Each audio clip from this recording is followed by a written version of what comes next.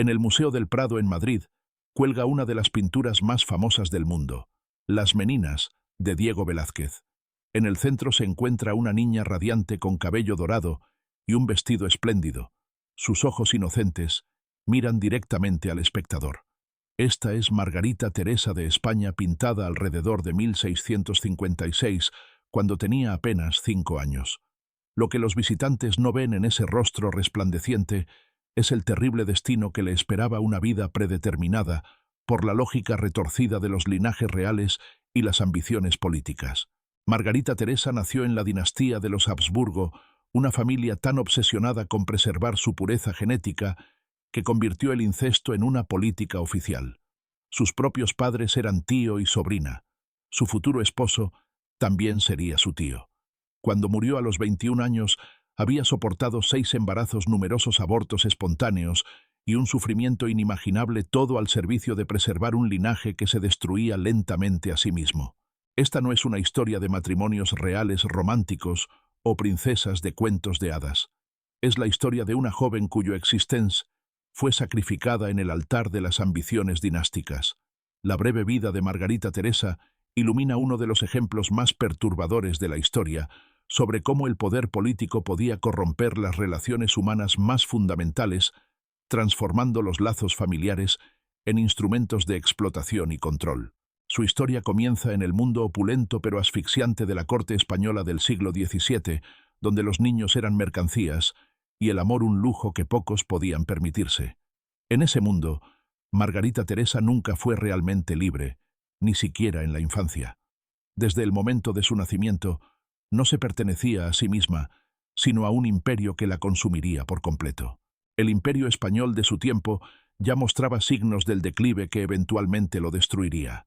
La misma obsesión por la pureza del linaje que una vez ayudó a los Habsburgo a dominar Europa, ahora los debilitaba desde dentro. Margarita Teresa se convirtió tanto en un símbolo como en una víctima de este declive, una princesa cuya belleza ocultaba una tragedia que revelaba los terribles costos del poder absoluto. Cuando hoy contemplamos la obra maestra de Velázquez, no solo vemos genio artístico, sino un documento histórico de extraordinaria intensidad. Esta niña de cabello dorado representa el último destello de gloria de la España de los Habsburgo, sin saber que pasaría su corta vida como un sacrificio vivo para mantener esa luz agonizante. La pintura la captura en el único momento verdaderamente libre de su vida como una niña en la corte de su padre, antes de que la maquinaria del matrimonio real la reclamara. En menos de una década estaría casada con su tío y enviada a Austria, iniciando un ciclo de embarazos y pérdidas que definiría y finalmente acabaría con sus años restantes. Para entender el destino de Margarita Teresa, primero debemos considerar la dinastía que lo creó. La Casa de Habsburgo había gobernado vastas partes de Europa durante siglos, acumulando poder a través de matrimonios estratégicos que mantenían la riqueza y la influencia dentro de la familia. Sin embargo, lo que comenzó como sabiduría política se había transformado en algo mucho más siniestro, una práctica sistemática de incesto, elevada a deber sagrado. La estrategia matrimonial de los Habsburgo era brutalmente simple: casarse dentro de la familia para evitar la división de territorios y preservar la pureza de la sangre real. Esto significaba que tíos se casaban con sobrinas, primos con primas, y cuñados se convertían en yernos en un ciclo interminable de entrelazamiento genético. El árbol genealógico de los Habsburgo se parecía menos a un árbol que a una vid torcida que se enrollaba repetidamente sobre sí misma. En el siglo XVII, las consecuencias de esta política eran cada vez más difíciles de ignorar. Los niños Habsburgo nacían con deformidades físicas, discapacidades mentales y problemas de salud complejos con creciente frecuencia. La famosa mandíbula de los Habsburgo, un prognatismo causado por la endogamia, era tan pronunciada en algunos miembros de la familia que apenas podían comer o hablar. Sin embargo, la familia continuó con su práctica, convencida de que la pureza de su linaje valía cualquier precio. La rama española de los Habsburgo, en la que nació Margarita Teresa, era particularmente notoria por su extrema endogamia. Su padre Felipe IV de España era el mismo producto de generaciones de uniones incestuosas. Su madre Mariana de Austria era la sobrina de Felipe, hija de su hermana María Ana, y el emperador Fernando III. Esto convertía el legado genético de Margarita Teresa en un cóctel concentrado de ADN Habsburgo con todos los peligros asociados. Los médicos y asesores de la corte que servían a los Habsburgo eran plenamente conscientes de los problemas causados por la endogamia, pero no se atrevían a hablar en contra de la política real. En cambio, crearon justificaciones elaboradas sobre por qué la sangre real debía mantenerse pura y por qué los matrimonios con extranjeros de alguna manera contaminarían la naturaleza divina del gobierno de los Habsburgo. Estos argumentos no se basaban en el entendimiento científico, sino en una mezcla tóxica de superstición, xenofobia y conveniencia política. La realidad era que la obsesión de los Habsburgo por la pureza del linaje había creado una dinastía de inválidos y débiles que luchaban con las tareas más básicas del gobierno. Sin embargo, continuaron organizando matrimonios entre parientes cercanos, convencidos de que cada nueva generación de alguna manera escaparía a la maldición genética que ellos mismos habían creado. Margarita Teresa nació en este mundo de ceguera deliberada y autodestrucción sistemática. Lo que hacía su situación particularmente trágica era que en el momento de su nacimiento en 1651, otras familias reales europeas comenzaban a adoptar estrategias matrimoniales alternativas con mayor frecuencia. Los Borbones franceses y los Estuardo ingleses habían comenzado a buscar matrimonios con parientes más lejanos o incluso con nobles extranjeros, reconociendo que las alianzas políticas podían mantenerse sin los costos genéticos de la endogamia extrema. Sin embargo, los Habsburgo permanecieron comprometidos con su política desastrosa, condenando a otra generación a sufrir por su obstinada adherencia a una tradición destructiva. Margarita Teresa nació el 12 de julio de 1651 en el Alcázar Real de Madrid, un extenso complejo palaciego que servía como sede del poder español. Su nacimiento fue celebrado en todo el imperio, no porque fuera amada como individuo, sino porque representaba un bien valioso en el juego continuo de la política europea. Desde su primer aliento, no era Margarita Teresa la persona, sino Margarita Teresa la posible alianza matrimonial.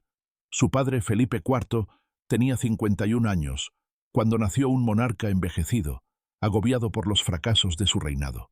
España estaba perdiendo su dominio sobre su vasto imperio, sufriendo derrotas militares en Europa y un colapso económico en casa. Felipe necesitaba desesperadamente alianzas políticas para sostener su reino tambaleante, y su hija recién nacida representaba una valiosa moneda de cambio en esas negociaciones.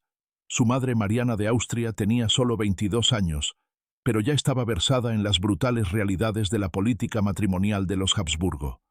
Mariana había sido casada con su tío Felipe a los 14 años, enviada de Viena a Madrid, para servir a las necesidades de la monarquía española. Ahora observaba cómo su propia hija emprendía el mismo viaje trágico, sabiendo lo que le esperaba al niño, pero incapaz de prevenirlo. La recién nacida Margarita Teresa estuvo inmediatamente rodeada por una corte que la veía principalmente en términos de su valor reproductivo futuro. Los oficiales del palacio comenzaron a discutir posibles acuerdos matrimoniales antes de que pudiera caminar, analizando qué conexiones aportarían a España la mayor ventaja política. Su educación, sus intereses, sus preferencias personales, nada de eso importaba en comparación con su utilidad como herramienta diplomática. A pesar de los fríos cálculos que rodearon su nacimiento, los relatos contemporáneos sugieren que Margarita Teresa fue una niña notablemente inteligente y vivaz. Aprendió rápidamente idiomas, mostró un talento artístico genuino y poseía un natural carisma que impresionaba a los visitantes de la corte española.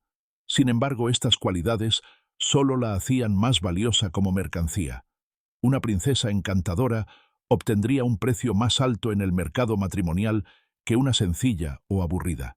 Sus primeros años fueron documentados extensamente por artistas de la corte, más notablemente en las pinturas de Velázquez.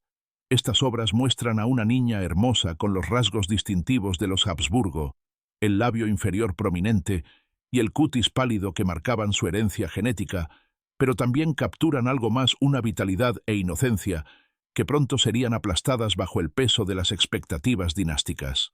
La corte española de la infancia de Margarita Teresa era un lugar de ceremonias elaboradas y protocolos estrictos, donde cada aspecto de la vida diaria estaba regido por reglas diseñadas para mantener la dignidad y la distancia real.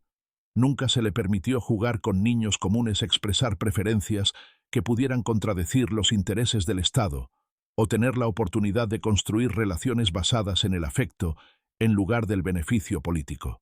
Su mundo era hermoso, pero estéril, espléndido, pero en última instancia hueco. A medida que Margarita Teresa crecía de bebé a niña, la corte española comenzó a moldearla para convertirla en la novia real perfecta. Esta educación no estaba diseñada para desarrollar su mente o fomentar sus talentos, sino para hacerla una oferta aceptable para cualquier príncipe extranjero que mejor sirviera a los intereses españoles. Cada aspecto de su crianza estaba orientado a maximizar su valor en el mercado matrimonial internacional. Su educación formal se centró en gran medida en los idiomas, especialmente el alemán y el latín, ya que se entendía que probablemente se casaría con el ramo austriaco de los Habsburgo. Fue instruida para hablar, leer y escribir en varios idiomas, pero estas habilidades no estaban destinadas a expandir sus horizontes intelectuales. En cambio, eran herramientas prácticas para ayudarla a funcionar como un bien diplomático en una corte extranjera. La instrucción religiosa ocupaba un lugar central en su rutina diaria, pero también estaba impregnada de consideraciones políticas. Fue educada en las formas específicas de piedad católica preferidas por los Habsburgo austriacos para asegurar que sus futuros suegros la consideraran suficientemente piadosa. Su formación espiritual enfatizaba la sumisión, el sacrificio y el derecho divino de los reyes, lecciones destinadas a justificar los costos personales de su matrimonio. La educación física de Margarita Teresa se centraba en desarrollar la gracia y la postura esperadas de una princesa Habsburgo. Aprendió a bailar, montar a caballo y comportarse con la dignidad que correspondía a su rango.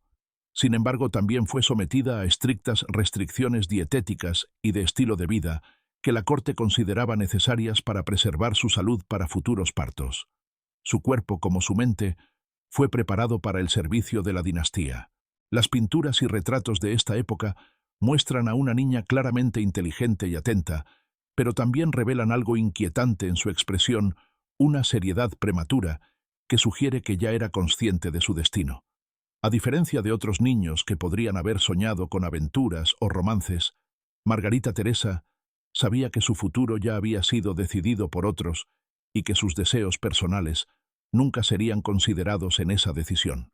Los informes de la corte de este período muestran el grado en que su vida diaria era monitoreada y controlada.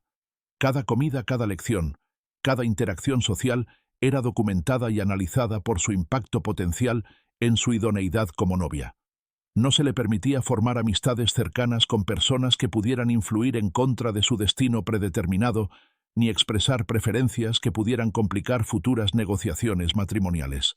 Quizás lo más perturbador era que los médicos de la corte la examinaban regularmente para evaluar su desarrollo físico y su potencial reproductivo. Estos exámenes, que comenzaron cuando apenas tenía 10 años, se realizaban con la fría eficiencia de la cría de ganado. Los informes de los médicos conservados en los archivos de la corte discuten su cuerpo en términos puramente funcionales, evaluando su capacidad para dar a luz hijos para la gloria de la dinastía de los Habsburgo. Cuando Margarita Teresa cumplió 11 años, las negociaciones serias sobre su matrimonio ya habían comenzado. La corte española había identificado a su candidato preferido, Leopoldo I, emperador del Sacro Imperio Romano y jefe del ramo austriaco de la familia Habsburgo. Leopoldo era el tío de Margarita Teresa, hermano de su madre, lo que convertía esta unión en otro ejemplo de la política matrimonial incestuosa de los Habsburgo. Las negociaciones matrimoniales revelaron los brutales cálculos que impulsaban la diplomacia de los Habsburgo. Los ministros españoles veían la unión como esencial para asegurar la influencia de la familia tanto en España como en Austria. Dado que el heredero masculino de Felipe IV, el príncipe Felipe Próspero, era enfermizo y probablemente no llegaría a la edad adulta, Margarita Teresa representaba una de las pocas opciones para fortalecer la alianza entre los dos ramos Habsburgo antes de que la línea española se extinguiera por completo. Leopoldo mismo tenía 23 años cuando se propuso el matrimonio, ya un veterano de matrimonios políticos que no habían producido herederos para su dinastía. Su primera esposa, su propia sobrina, Margarita Teresa, otro producto de la endogamia de los Habsburgo, había muerto joven tras un matrimonio breve y sin hijos. La corte austríaca veía en Margarita Teresa una nueva oportunidad para continuar la línea de los Habsburgo, sin importar los peligros genéticos que implicaba otra unión incestuosa. Las negociaciones se prolongaron durante meses, con ambas cortes discutiendo sobre dotes, concesiones territoriales y derechos de herencia, como si estuvieran comerciando ganado, en lugar de arreglando el futuro de una niña. Los diplomáticos españoles enfatizaban la belleza, inteligencia y fertilidad potencial de Margarita Teresa, mientras que los representantes austríacos exigían garantías sobre su salud y capacidad reproductiva. En ningún momento de estas discusiones se consultó a la niña sobre sus preferencias o sentimientos. Los documentos contemporáneos muestran la fría precisión con la que se planeó el matrimonio. Los médicos de la corte proporcionaron informes detallados sobre el desarrollo físico de Margarita Teresa, pronosticaron su cronograma reproductivo y estimaron cuántos hijos probablemente podría dar a luz. Los astrólogos de la corte calcularon las fechas más auspiciosas para la boda y la consumación, mientras que los diplomáticos trabajaron en la compleja logística de transferir una princesa española al control austriaco. Los aspectos financieros de las negociaciones fueron particularmente reveladores. España estaba prácticamente en bancarrota en este período, luchando por financiar sus compromisos militares y mantener su vasto imperio. La corte española ofreció una enorme dote por Margarita Teresa, dinero que apenas podían permitirse, porque necesitaban desesperadamente la alianza austríaca para sobrevivir. Esto significaba que la joven princesa no solo fue vendida en matrimonio, sino a un precio que empobreció aún más a su país natal. Las autoridades religiosas fueron consultadas para proporcionar una justificación moral para la unión incestuosa, produciendo argumentos teológicos sobre la naturaleza divina de la sangre de los Habsburgo y la necesidad de mantenerla pura. Estos líderes religiosos, muchos de los cuales debían sus posiciones al patronazgo real, ignoraron convenientemente los evidentes problemas de salud causados por la endogamia, enfocándose en cambio en conceptos abstractos de rectitud dinástica y voluntad divina. El contrato matrimonial entre Margarita Teresa y Leopoldo I se finalizó en 1663, cuando ella tenía solo 12 años. El acuerdo estipulaba que la ceremonia real tendría lugar cuando cumpliera 14 años, una edad que las cortes de los Habsburgo consideraban adecuada para el matrimonio y la procreación inmediata. Esto dio a la corte española 2 años para completar su preparación para lo que esencialmente era su venta al ramo austriaco de la familia. Los últimos meses antes de su partida de España estuvieron llenos de una formación cada vez más intensiva, diseñada para hacerla aceptable para su nueva familia. Recibió instrucción detallada sobre las costumbres de la corte austriaca, la historia de la familia Habsburgo y las expectativas específicas que gobernarían su comportamiento como esposa de Leopoldo. Estas lecciones enfatizaban su tarea principal, producir herederos masculinos, para continuar la línea de los Habsburgo, sin importar el costo personal para ella misma.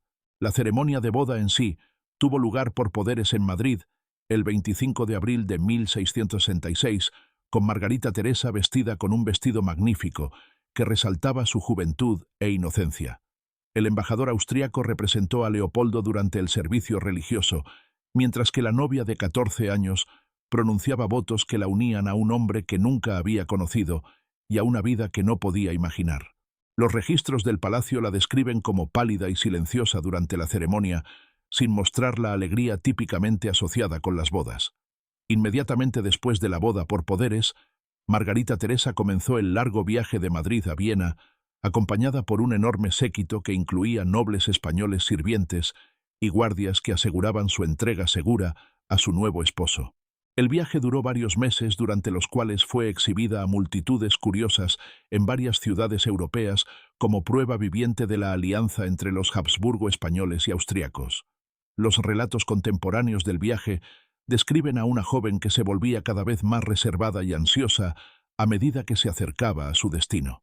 Los diplomáticos extranjeros que la conocieron en varias paradas notaron su inteligencia y belleza, pero también su evidente aprensión por su futuro.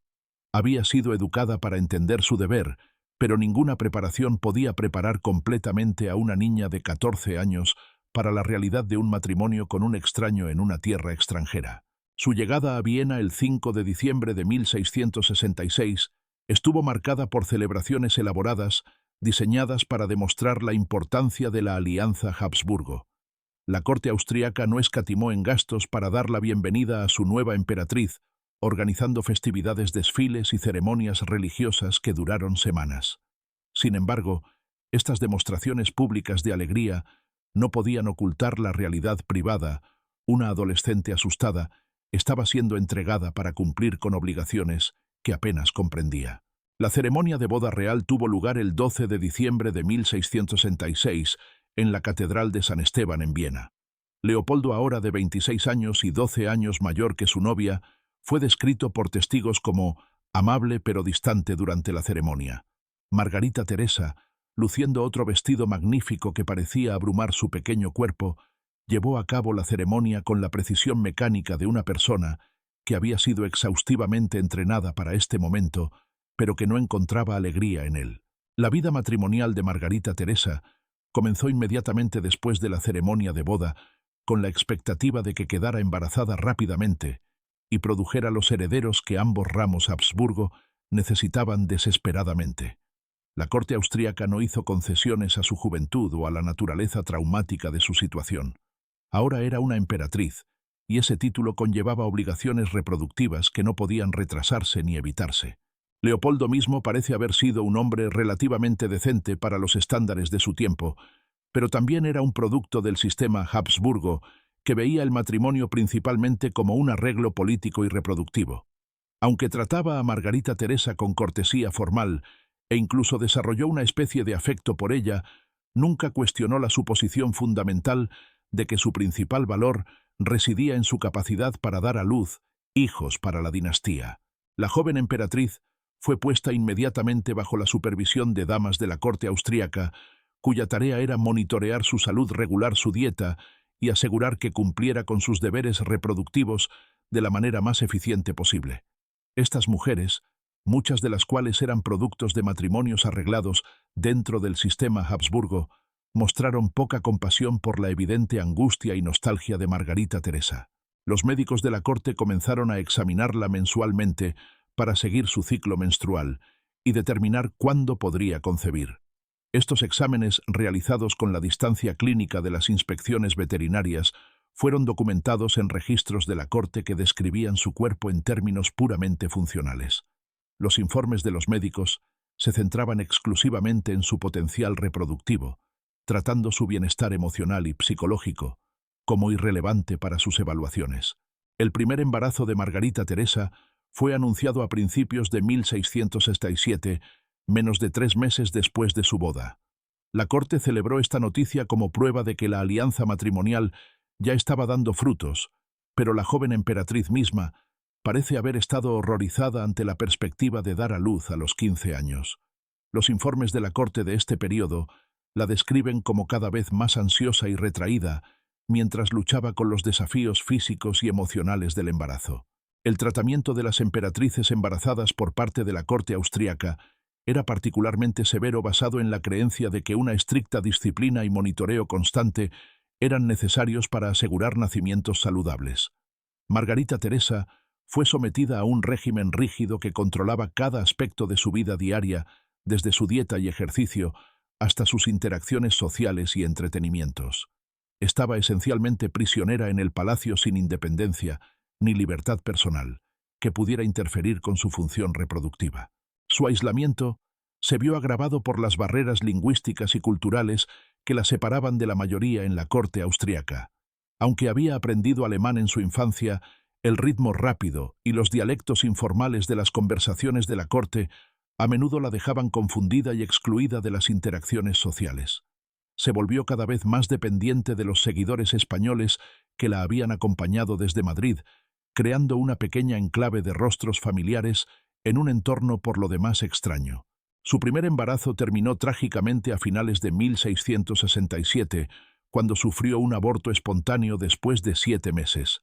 La pérdida la golpeó duramente tanto física como emocionalmente, pero la reacción de la corte se centró exclusivamente en cuándo podría quedar embarazada nuevamente, en lugar de en su recuperación y bienestar. Los médicos de la corte atribuyeron el aborto a su juventud e inexperiencia y recomendaron esfuerzos inmediatos para concebir otro hijo antes de que su cuerpo olvidara su función reproductiva. El patrón que definiría el resto de su corta vida se estableció con brutal claridad: embarazo, pérdida, breve recuperación y presión inmediata para concebir de nuevo. La corte austríaca trataba cada embarazo como una empresa estatal, con equipos de médicos parteras y oficiales de la corte monitoreando cada aspecto de su condición. Cuando los embarazos terminaban en abortos o en la muerte de un infante, la respuesta nunca fue compasión o preocupación por su sufrimiento, sino cálculos sobre cuán rápido podía comenzar el proceso de nuevo. Su segundo embarazo, que comenzó a principios de 1668, estuvo marcado por una supervisión médica aún más intensa. Los médicos, desesperados por evitar otro aborto, la sometieron a tratamientos que a menudo eran más perjudiciales que útiles. Fue sometida a sangrías, obligada a consumir varias mezclas de hierbas y requerida a permanecer en cama durante largos periodos, todo basado en teorías médicas medievales sin base científica. Este embarazo también terminó en pérdida cuando Margarita Teresa dio a luz a una hija muerta en noviembre de 1668. La carga emocional de esta segunda tragedia fue evidente para todos en la corte, pero su dolor fue tratado como una inconveniencia temporal, no como una reacción humana legítima a una pérdida devastadora. Los informes de la corte de este período la describen como cada vez más melancólica y retraída, pero estas observaciones estaban acompañadas de preocupaciones sobre cómo su estado emocional podría afectar futuros embarazos, en lugar de un deseo de aliviar su sufrimiento. La presión para concebir de nuevo se intensificó después del segundo aborto, ya que tanto la corte austríaca como la española temían que su inversión en el matrimonio podría no producir los resultados deseados. Las cartas entre Viena y Madrid de este período muestran una creciente preocupación por la capacidad reproductiva de Margarita Teresa y la posibilidad de que la alianza Habsburgo podría no producir la próxima generación de gobernantes. Su tercer embarazo comenzó en 1669 y esta vez llevó a término con éxito, dando a luz a una hija, la archiduquesa María Antonia, en enero de 1670. La corte celebró este nacimiento como una validación de su estrategia matrimonial, pero la alegría fue de corta duración. La constante tensión de los embarazos y partos a tan temprana edad había dañado gravemente la salud de Margarita Teresa, y ella luchó por recuperarse del difícil parto. A pesar de su evidente agotamiento físico y emocional, la presión para producir más hijos continuó sin cesar. Los médicos de la corte la declararon lo suficientemente saludable para otro embarazo dentro de unos pocos meses después del nacimiento de María Antonia, perpetuando un ciclo que continuaría hasta su muerte. El breve período de celebración tras el nacimiento de su hija fue rápidamente reemplazado por un enfoque renovado en cuándo podría concebir al heredero masculino que la dinastía necesitaba desesperadamente. Para 1670, los repetidos embarazos y abortos habían dañado gravemente la salud de Margarita Teresa. Los médicos de la corte notaron que estaba frecuentemente enferma, sufría de fatiga crónica y mostraba signos que hoy reconoceríamos como depresión severa. Sin embargo, estos profesionales médicos, bajo la enorme presión de las cortes Habsburgo, continuaron declarándola apta para más embarazos, a pesar de la evidencia obvia en contrario. Su cuarto embarazo comenzó a finales de 1670, pero estuvo plagado de complicaciones desde el principio. Sufrió náuseas matutinas severas, sangrado persistente y desmayos que alarmaron incluso a los médicos de la corte, que anteriormente habían desestimado sus preocupaciones de salud. Sin embargo, la presión política para producir más herederos era tan intensa que el tratamiento médico se centró en mantener el embarazo, en lugar de proteger su salud general. La carga psicológica de su situación era ahora innegable. Los diplomáticos españoles informaron que Margarita Teresa se había vuelto retraída y ansiosa, pasando largos periodos en sus aposentos privados y mostrando poco interés en las actividades de la corte. Según se dice, expresó nostalgia por su hogar de infancia en España y parecía entender que probablemente no sobreviviría mucho tiempo en las circunstancias actuales. Su relación con Leopoldo durante este tiempo parece haber sido complicada por la culpa y la frustración de ambos lados. Aunque él parecía estar genuinamente preocupado por ella, también estaba bajo una enorme presión de sus asesores y del sistema Habsburgo más amplio para seguir buscando herederos adicionales. Los registros de la corte sugieren que estaba cada vez más dividido entre sus sentimientos personales por su joven esposa y sus deberes dinásticos como emperador del Sacro Imperio Romano. El cuarto embarazo terminó en 1671 con otro aborto devastador que dejó a Margarita Teresa física y emocionalmente destrozada. Los médicos de la corte informaron que tuvo dificultades para recuperarse de esta pérdida, mostrando signos de una disposición melancólica y debilidad de espíritu. Los expertos médicos modernos que han examinado estos registros históricos han sugerido que probablemente sufría de depresión severa y posiblemente de trastorno de estrés postraumático. A pesar de su evidente deterioro, la presión para más embarazos continuó. La crisis de sucesión española se intensificó, ya que se hizo evidente que el rey Carlos II, medio hermano de Margarita Teresa, probablemente no produciría herederos. Esto hacía que sus posibles hijos fueran aún más valiosos para la causa de los Habsburgo, generando una presión adicional para seguir dando a luz, sin importar el costo para su salud. Su quinto embarazo comenzó a principios de 1672, pero para entonces su cuerpo claramente estaba fallando bajo la tensión. Los registros de la corte la describen como cada vez más frágil y propensa a enfermedades, sufriendo de dolores crónicos y episodios de sangrado que alarmaron incluso a los médicos de la corte más insensibles. Sin embargo, la maquinaria política del sistema Habsburgo había ganado demasiado impulso para detenerse y el embarazo continuó a pesar de las crecientes preocupaciones por su supervivencia. El quinto embarazo de Margarita Teresa resultó ser el último. Durante 1672, su salud se deterioró aún más, mientras los médicos de la corte luchaban por mantener tanto su vida como el embarazo, que lentamente la estaba matando. Los registros de la corte de este periodo describen a una joven que claramente estaba muriendo, pero aún así fue sometida a tratamientos médicos destinados a maximizar las posibilidades de un heredero vivo en lugar de salvar su vida. El embarazo estuvo plagado de complicaciones desde el principio, con sangrado persistente, dolor severo y signos de una infección que los médicos de la corte no podían tratar efectivamente. Para el otoño de 1672, estaba claro para todos en la corte que tanto la madre como el niño estaban en gran peligro, pero la presión política para continuar el embarazo seguía siendo abrumadora. El sistema Habsburgo había invertido demasiado en esta unión para aceptar la derrota incluso a costa de la vida de Margarita Teresa. Leopoldo mismo parece haber estado genuinamente angustiado por el estado de su esposa en estos últimos meses. Los relatos contemporáneos lo describen como cada vez más ansioso y retraído, pasando largas horas junto a su cama y consultando con médicos sobre posibles tratamientos. Sin embargo, en última instancia, estaba impotente para superar el sistema que los había unido, y sus sentimientos personales no podían competir con las exigencias dinásticas que requerían intentos continuos para producir herederos. El 12 de marzo de 1673, Margarita Teresa entró en trabajo de parto prematuro después de meses de salud en declive. El parto fue catastrófico, con la madre y el niño muriendo en el proceso.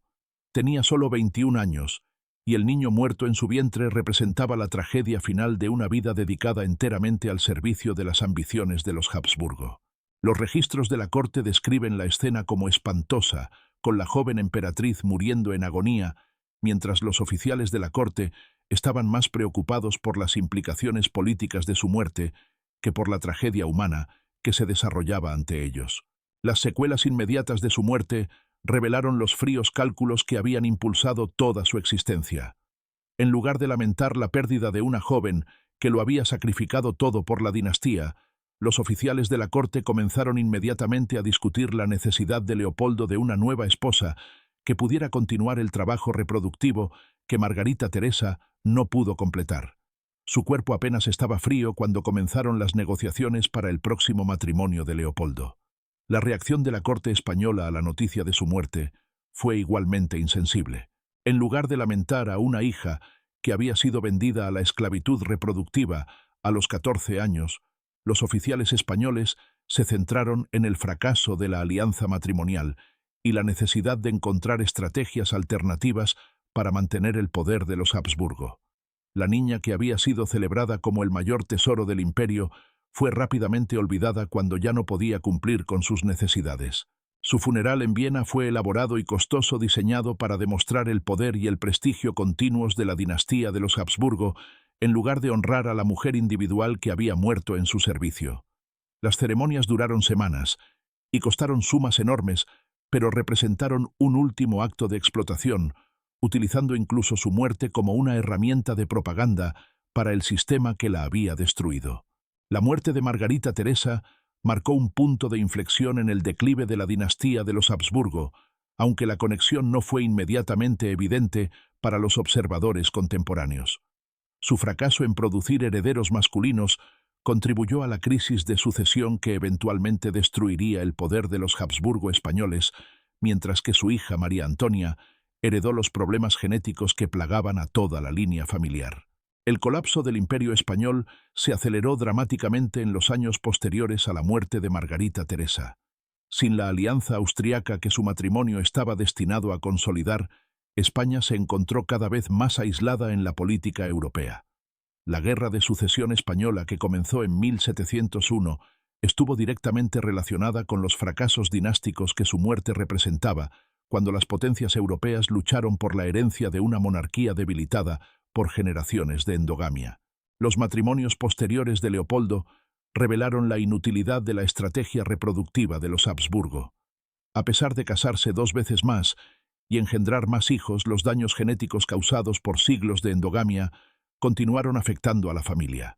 Sus hijos sufrieron los mismos problemas de salud que habían matado a herederos anteriores de los Habsburgo, y la línea austriaca eventualmente también fallaría, debido a la carga genética acumulada de su política matrimonial incestuosa. María Antonia, la única hija sobreviviente de Margarita Teresa, se convirtió en otra víctima del sistema Habsburgo. Casada a los 15 años con Maximiliano II Emanuel de Baviera, murió joven después de una serie de embarazos difíciles, continuando el ciclo de sufrimiento que había reclamado a su madre. Sus propios hijos heredaron los problemas genéticos de la línea de los Habsburgo y contribuyeron a la eventual extinción del ramo español de la familia. Las consecuencias médicas de la endogamia de los Habsburgo se hicieron cada vez más evidentes en las generaciones posteriores a la muerte de Margarita Teresa. Carlos II de España, su medio hermano, estaba tan severamente discapacitado por problemas genéticos que apenas podía funcionar como gobernante. Su incapacidad para producir herederos llevó directamente a la Guerra de Sucesión Española y al fin del gobierno de los Habsburgo en España. Los análisis genéticos modernos de restos de los Habsburgo han confirmado que su endogamia creó una catástrofe genética que hizo inevitable el colapso de la dinastía. El impacto cultural de la historia de Margarita Teresa fue mucho más allá de las consecuencias políticas inmediatas. Su trágico destino se convirtió en un símbolo de los costos humanos de la monarquía absoluta y los peligros de tratar a las personas como mercancías políticas. Los filósofos de la Ilustración más tarde se refirieron a su historia como evidencia de la necesidad de enfoques más humanos en el matrimonio y el gobierno, argumentando que los sistemas que sacrificaban el bienestar individual por ventajas políticas estaban destinados al fracaso. Quizás lo más significativo fue que su muerte ayudó a desacreditar la idea de la monarquía divina que había sostenido el poder de los Habsburgo durante siglos. Los evidentes fracasos de la política de endogamia hicieron cada vez más difícil argumentar que la sangre real era inherentemente superior o que Dios favorecía a la línea de los Habsburgo. El declive del imperio tras su muerte proporcionó evidencia concreta de que los sistemas políticos basados en la superstición genética eran fundamentalmente defectuosos. Hoy, Margarita Teresa no es recordada por su trágica vida o sus fracasos reproductivos, sino por su aparición en Las Meninas, de Velázquez, una pintura que se ha convertido en una de las obras más analizadas y celebradas del arte occidental. Esta ironía es profunda. La niña que solo fue valorada por su función biológica ahora está inmortalizada como una obra de belleza estética desconectada de las terribles realidades de su existencia real. La pintura, creada cuando tenía unos 5 años, la captura en el único momento de su vida en que estaba realmente libre de las expectativas reproductivas que determinarían su futuro. En la composición de Velázquez, aparece como una niña genuina, curiosa, inteligente y llena de potencial. El genio del artista residió en su capacidad para verla como una persona individual en lugar de como una mercancía dinástica y para crear un retrato que trasciende los cálculos políticos que rodearon su existencia. Los historiadores del arte han notado la composición inusual de la pintura, en la que Margarita Teresa mira directamente al espectador, rodeada de sirvientes de la corte y símbolos de poder real. Algunos han interpretado esto como un comentario sobre el aislamiento y la artificialidad de la vida real, con la joven princesa atrapada en un mundo de ceremonias y protocolos que la separan de las experiencias humanas normales. La pintura en esta lectura se convierte en una crítica sutil del sistema que eventualmente la destruiría. El contraste entre la niña radiante en la pintura y la mujer trágica en la que se convirtió subraya la crueldad fundamental del sistema Habsburgo. Velázquez capturó su inteligencia y espíritu naturales, cualidades que deberían haber sido fomentadas y celebradas, pero que en cambio fueron subordinadas a la función reproductiva. La pintura sirve como un registro de lo que se perdió cuando la dinastía decidió que su valor no residía en su mente o carácter, sino en su útero. Los espectadores modernos de Las Meninas a menudo comentan sobre la calidad inquietante de la mirada de Margarita Teresa, describiendo una sensación de que ella mira directamente a sus almas. Este efecto puede ser en parte debido a nuestro conocimiento de su destino posterior. Vemos en ese rostro inocente la sombra del sufrimiento que le esperaba. La pintura se convierte en una especie de memorial, preservando la memoria de una niña que merecía algo mejor que el destino que la política dinástica le impuso. La transformación de Margarita Teresa de víctima histórica a símbolo artístico representa una forma de justicia póstuma. Mientras que el sistema Habsburgo la valoró solo por su función reproductiva, la historia la ha recordado como Velázquez la vio como una persona notable, digna de inmortalidad artística. Su imagen en Las Meninas ha sobrevivido al imperio que la consumió, asegurando que se la recuerde por su humanidad y no por su utilidad. La popularidad perdurable de la pintura también sirve como una acusación contra el sistema que la destruyó. Cada espectador que admira la inteligencia y vitalidad capturadas en su rostro de 5 años reconoce implícitamente la tragedia de lo que le ocurrió después. La obra se convierte en una protesta silenciosa contra la reducción de personas a funciones políticas y reproductivas, celebrando el espíritu individual que los sistemas autoritarios buscan suprimir.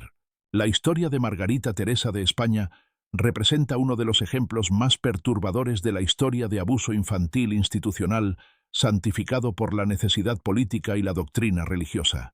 Su corta vida ilumina los costos terribles de los sistemas que tratan a las personas como mercancías y sacrifican el bienestar individual por conceptos abstractos de pureza dinástica y ventaja política. El imperio Habsburgo que la consumió fue finalmente destruido por las mismas políticas que crearon su tragedia. La obsesión por la pureza del linaje que condujo a su matrimonio incestuoso también produjo las catástrofes genéticas que hicieron inevitable el colapso de la dinastía. La incapacidad de Carlos II para gobernar efectivamente o producir herederos llevó directamente a la Guerra de Sucesión Española y al fin del gobierno de los Habsburgo en España, demostrando que la crueldad del sistema solo fue superada por su inutilidad última. Su legado nos obliga a hacer preguntas incómodas sobre el poder, el consentimiento y la vulnerabilidad de los niños en sistemas diseñados para servir a las ambiciones de los adultos. Margarita Teresa no tuvo voz en las decisiones que moldearon su vida, ni posibilidad de rechazar el matrimonio que la mató, ni protección contra las demandas reproductivas que destruyeron su salud. Fue en todos los sentidos significativos una víctima de abuso sexual institucional, legitimado por la ley, la religión y la tradición. La transformación de su historia de un hecho histórico a un símbolo artístico ofrece un cierto grado de redención por su sufrimiento. Mientras que el sistema Habsburgo la valoró solo por su función reproductiva, la historia la ha recordado a través de la pintura de Velázquez, que captura su humanidad esencial y su valor individual. En Las Meninas, alcanza una especie de inmortalidad que trasciende los cálculos políticos que determinaron su existencia real. Los espectadores modernos que contemplan a esta niña radiante en el Museo del Prado experimentan tanto el mayor logro del arte retratista occidental como un memorial a una de sus víctimas más trágicas. La pintura sirve como un recordatorio perdurable de que detrás de cada alianza política y matrimonio dinástico había una persona real cuya vida tenía un valor más allá de su utilidad para el Estado. Quizás el homenaje más apropiado a la memoria de Margarita Teresa es el reconocimiento de que su historia representa miles de tragedias similares en la historia, jóvenes mujeres cuyas vidas fueron sacrificadas a la ambición masculina y la necesidad política. Su sufrimiento individual se convierte en un símbolo de un patrón más amplio de explotación que continuó mucho después de la caída de la dinastía de los Habsburgo y persiste en varias formas hasta el día de hoy, donde quiera que los niños sean tratados como propiedad, en lugar de como seres humanos que merecen protección y cuidado. La niña de cabello dorado en la obra maestra de Velázquez mira a través de los siglos con ojos que han visto demasiado, sirviendo como testigo eterno de la capacidad de los sistemas humanos para destruir a las mismas personas que pretenden servir. Al recordar su historia, honramos no solo su tragedia individual, sino también nuestra responsabilidad colectiva de proteger a los niños de las ambiciones de los adultos que los consumirían. Su legado es una advertencia de que ningún objetivo político, por grandioso que sea, justifica el sacrificio de la inocencia y la dignidad humana que su vida representó.